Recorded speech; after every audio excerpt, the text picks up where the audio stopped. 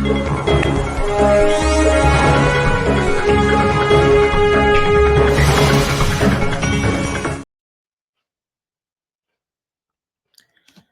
morning, friends. Welcome to another episode of Vedic Bites by Ojas. My name is Nalin, and today I will be anchoring this show. We have Beena ji as our host and prime guest. For those who are joining us for the very first time, let me introduce her. She is the founder of a startup called Ojas. She's a very experienced pranic healer and trainer of yoga and meditation classes both in the US as well as in India. In today's episode, we're going to talk about the festival of Raksha Bandhan and the meaning of Raksha. As you all know, Raksha Bandhan is just around the corner and we are waiting for this special festival to happen. But do you also know that the word Raksha, which means protection in English, has a very deeper meaning? It's not a very simple word. It holds a very profound secret and meaning, especially in our Indian society.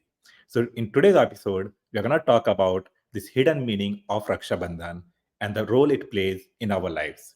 But before jumping on that, let us welcome Beena ji.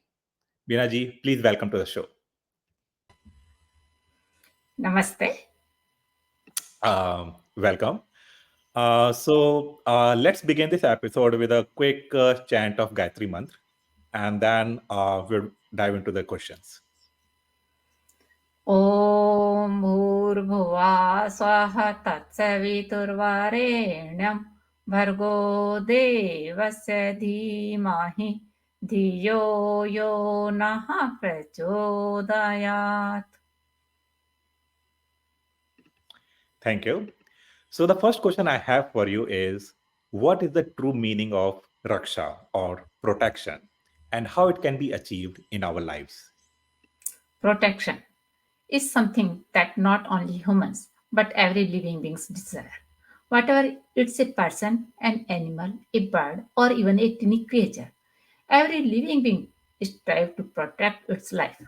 But for humans, protection goes beyond just physical safety. We also seek to protect our emotions, thoughts, habits, goals, and material positions. To achieve this, we need to maintain balance in every aspect of our life. We protect our family, society, and nation as well. As the Rig Veda says, Om Trambakam Yazamahe Sugandhim Pushtivardhanam. This mantra represents personal protection, where a person prays for their own well being, life, health, and prosperity from Lord Shiva. But protection isn't just about ourselves. Protecting society requires unity, cooperation, and justice. Protecting a nation involves not only military strength but also economic, culture, and ideological security. Collective protection needs the effort of the entire community. For example, in the Chipko movement, villagers collectively protested against the cutting of trees, setting a remarkable example for environmental protection. The, the Yajurveda says, Sam gachtam, sam vadham, sam wo manamsi jantam, which means let us work together, speak in harmony, and let our mind be in agreement. This mantra highlights the need for unity and cooperation for social protection. So it requires balance, cooperation, and collective effort to ensure the safety and well being of ourselves, our family, society, and the nation.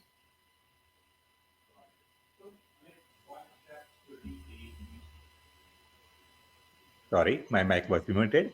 So, I was asking what steps we should take in order to protect our nation, society, or just culture in general. Let's every country, society, and family has its own culture, and that culture become its identity. In Indian culture, the Sanskrit language, classical music, and dance are key elements in define our civilization. As the Atharveda says, Dharmo rakshati rakshitaha, which means if you protect dharma, righteousness, dharma will protect you, protecting our culture, Heritage means preserving our history, traditions, and values. By doing so, we safeguard our identity and the soul of our society. This not only gives us mental peace but also spiritual balance. As technology has advanced, protecting personal information, economic security, and digital identity has become essential. Cybersecurity is now a crucial aspect of our lives. The Yajurveda teaches us Tasmat Jagre Anyatra Papa, which means being aware and alert is necessary for protection. This mantra reminds us that whatever its physical security or cyber security, being vigilant and aware is always required to protect society, the nation, and culture. We need to take steps that preserve our traditions and values, ensure cybersecurity in the digital age, and safeguard the environment for future generations. By doing so, we create a secure and balanced world for ourselves and those who come after us. So, this festival of Raksha Bandhan, this is just around the corner on August of 19th. So, what is this cultural significance of Raksha Bandhan, and how can we celebrate it in today in our daily lives? Raksha Bandhan is not just about tying a thread. It's a sacred bond that connects our hearts, strengthens our relationship, and unites our society. This festival is deeply rooted in emotions and promises. It's a bond that symbolizing the vow of protection, a bond of love that ties two people together with a thread of affection. Traditionally, it's a festival that celebrates the bond between brothers and sisters, but its meaning goes beyond that. In today's world, Raksha Bandhan can be celebrated in many new and meaningful ways. It's not just limited to brothers and sisters. It can be bond between a teacher and students, between two friends, or even parents tying Rakhi to their children.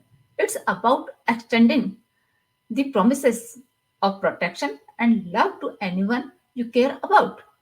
We can also use this festival to show our commitment to protecting those who need in the most. For example, tying a rakhi to elderly parents as a promise to support them, or tying a rakhi of love to a tree as a plug to protect our environment and take responsibility for its protection.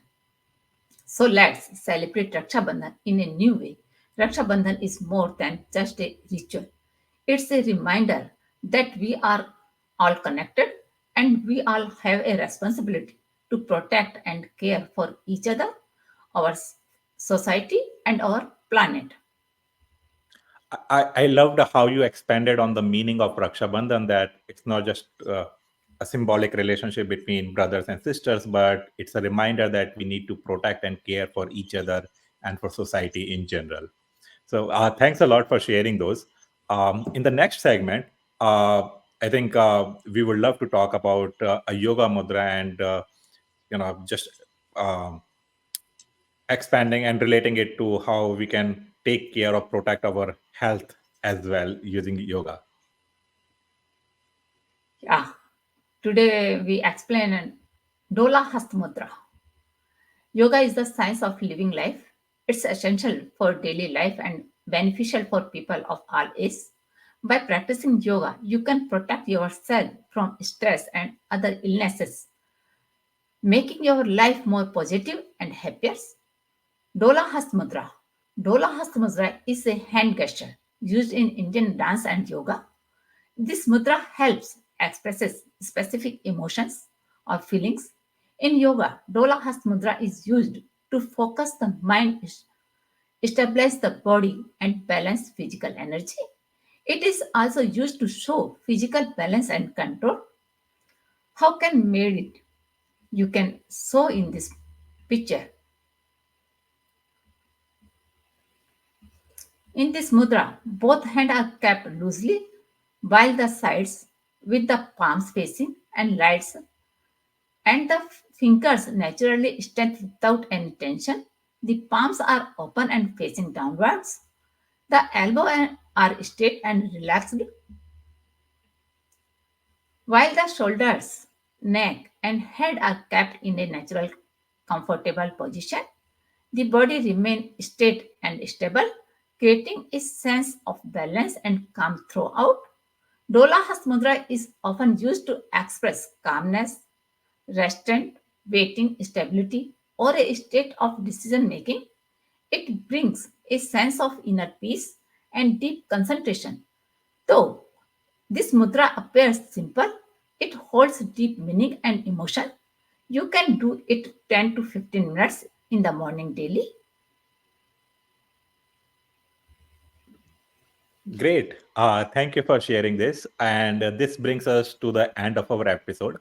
Thank you, everyone, for listening. If you did like the video, please like, share, and subscribe, and share the video with your friends. This also marks our very first Vedic Bites video in English. We have been receiving a lot of feedback from our viewers from Singapore, Germany, and other countries that who do not understand Hindi as their primary language but would love to connect with us. So for them, we have started um, doing these podcasts in English, and we would be doing more and more of these in the coming future. We would love to hear how you liked it, and if you have any more suggestions or questions, please feel free to reach out to us. You can contact us through our Facebook and YouTube pages. If you would like to connect with Miss Beena, you can also contact us on the contact information shared underneath. For more information, you can also visit AWGP website. And I guess we will see you guys again next week on another episode of Vedic Bites. Till then, have a very nice day and happy Raksha Bandhan to all of you in advance. Thank you. Namaste.